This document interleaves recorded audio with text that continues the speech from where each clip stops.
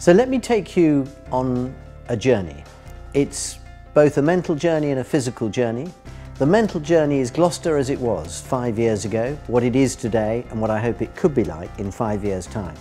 And the physical journey is one of a visitor arriving at Gloucester Station and coming into our city centre. What do they see? What do they feel? What are the good things and the not so good? When you arrive at the station, you have an experience that is confusing. You don't really know where the city centre is. As a pedestrian, you're not quite sure the way. If you're on a cycle, it's even worse. But somewhere there, you know there is a glorious cathedral and an old medieval city centre, and that's what you want to explore.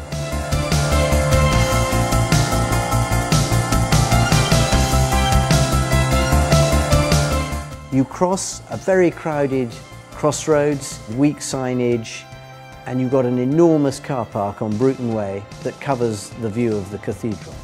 All of that has to change, and it will change next year when we get a new bus station, and then after that, completely new shopping centre around the King's Quarter.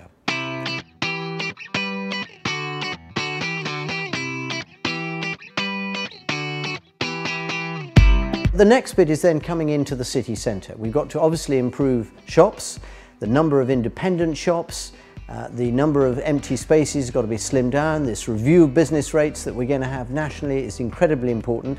Gloucester is better than it was 5 years ago, be in no doubt about that. But it is not perfect, and we know that the city centre retail offer is not yet strong enough. So that's a key priority for whoever is going to be MP in May this year.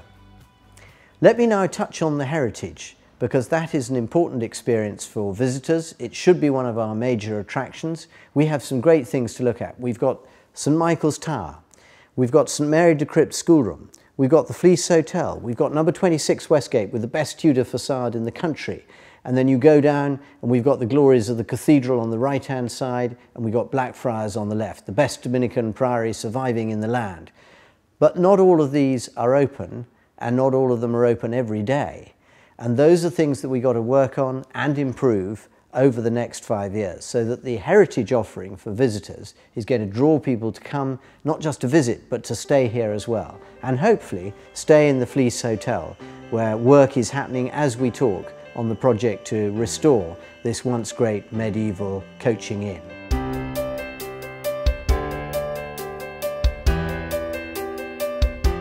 So the next part of the journey then is walking from Westgate towards Blackfriars, and the first thing you go past is this very attractive but very out of date Napoleonic High Court that we have in the heart of Gloucester. And our other courts, the magistrates' courts, are equally out of date and not fit for purpose. And one of the things we need to have are new courts or a new justice centre, which includes a tribunal as well.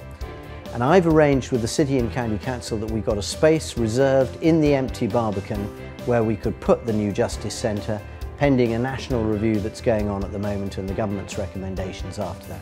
But that is an important component of us being the Shire capital, having really good, modern, functioning courts. And then the prison.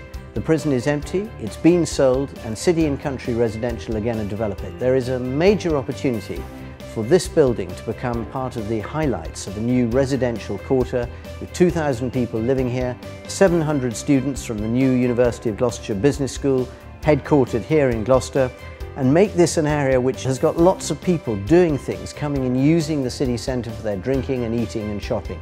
That's what will help transform our retail offer in the city centre. Once we've left Blackfriars and the 135 million master plan project that we've got, we then cross over towards the docks. And there's masses happening in the docks. Everybody will tell you who's there, how much it's changed over the last few years. The shopping figures are up 70% on last year alone. 5 new restaurants opening by June. So there are lots of things happening in the docks, and we want lots of things to happen everywhere in Gloucester, and especially in the city centre. But there are things that are still to happen, and one of them is going to be the exciting development of Baker's Quay, which is all the industrial buildings on the edge of the docks and the canal beside St Anne Bridge. And that project has to be seen through carefully over the next few years, so that at the end of it, we're left with the docks where you can walk the whole way along the canal side, you can stop and drink and eat, watch a film, and all the other leisure activities that come with it. So in this journey, what we've touched on are some of the things that have changed already, that are under change at the moment, and then some things which are still to be done in the future. And in a way that mirrors what's also happened in Gloucester on a wider scale. 5 years ago, we had huge unemployment, huge youth unemployment.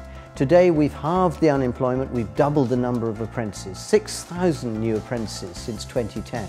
Huge numbers of people giving us the 7th best employability rate of any city in the country.